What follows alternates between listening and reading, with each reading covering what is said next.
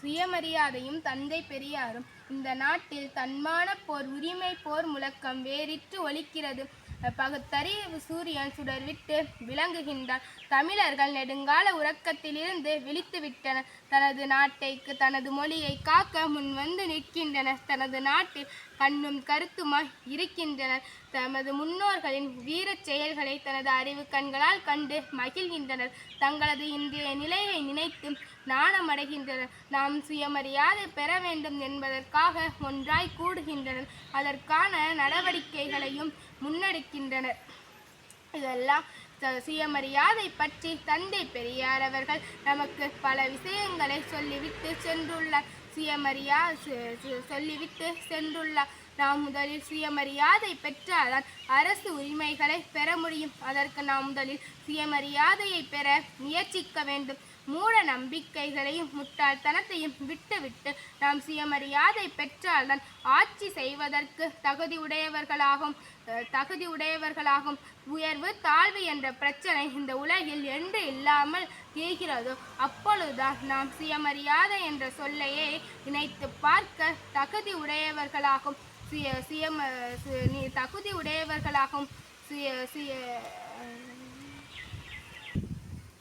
தந்தை பெரியார் அவர்கள் 1927ஆம் ஆண்டு சுயமரியாதை இயக்கம் ஒன்றை நடத்தினார். அப்பொழுது காந்தியடிகள் மீது சில விஷயங்களில் பெரும் நம்பிக்கை வைத்திருந்தார். தந்தை பெரியார் அவர்கள் காந்தியடியை கண்டு, இங்கு உயர்ந்த மதத்தினர் தாழ்த்தப்பட்டவருக்கு ஒரு தர்மத்தை வைத்துள்ளனர். அவர்கள் அந்த தர்மத்தை சரியாக செய்தால் அவர்கள் உயர்ந்தவர்களாக கருதப்படுகிறார்கள் என்று கூறினார். தந்தை பெரியார் அவர்கள் வர்ணச்சாரியம் ஒழிந்தால்தான் தீண்டாமை ஒழியும் என்ற கருத்துடையவர். அதற்கு காந்தியடிகள் சொல்கின்றனர், இந்த உலகில் சுயமரியாதையும் விடுதலையும் கிடைக்க வேண்டும் என்றால் நாம் 3 விஷயங்களை ஒழித்து ஆக வேண்டும். முதலில் நாம் காங்கிரஸ் என்பதை ஒழிக்க வேண்டும். இந்து மதம் என்பதை ஒழிக்க வேண்டும். வர்ணச்சாரியம் என்பதை ஒழிக்க வேண்டும் என்கிறார் காந்தியடிகள். 1927ஆம் ஆண்டு நாகப்பட்டினத்தைச் சேர்ந்த ரயில்வே பணியாளர்கள் அதிகம் பேர் சுயமரியாதை இயக்கத்தில் சேர்கின்றனர். அவர்கள் சுயமரியாதை இயக்கத்தில் சேர்ந்து சுயமரியாதை கேட்டு பல போராட்டங்களிலும் ஈடுபடுகின்றனர். மதுவிலக்கு போராட்டம் ஈரோட்டிலும், கதர் பிரச்சாரங்கள் சென்னையிலும், திருவாங்கூர்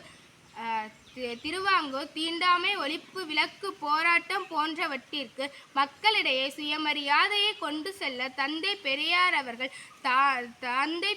அவர்கள் தனது தொண்டர்களுடன் சேர்ந்து தானே முன்வந்து பல போராட்டங்களில் கலந்து கொண்டு நடத்தினார்.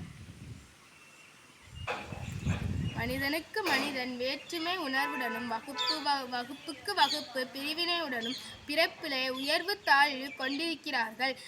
ஒரு தாழ்த்தப்பட்ட இனத்தினர் ஆடு மாடுகளுக்கும் கீழே நடத்தப்படுகிறார்கள். பெண் அடிமைத்தனம் இங்கு அதிகமாக இருக்கிறது.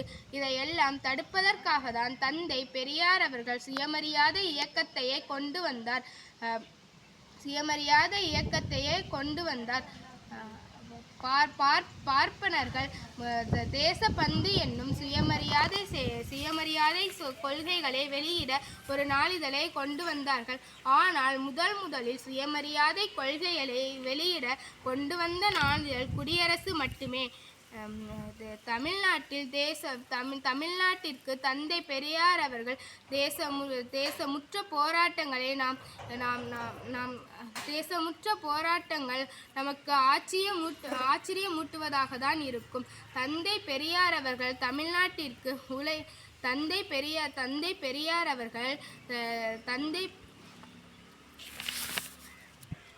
சுயமரியாதை கொள்கையை காப்போம், ஈவேரா என்ற தந்தை பெரியாரை போற்றுவோம். நன்றி, வணக்கம்.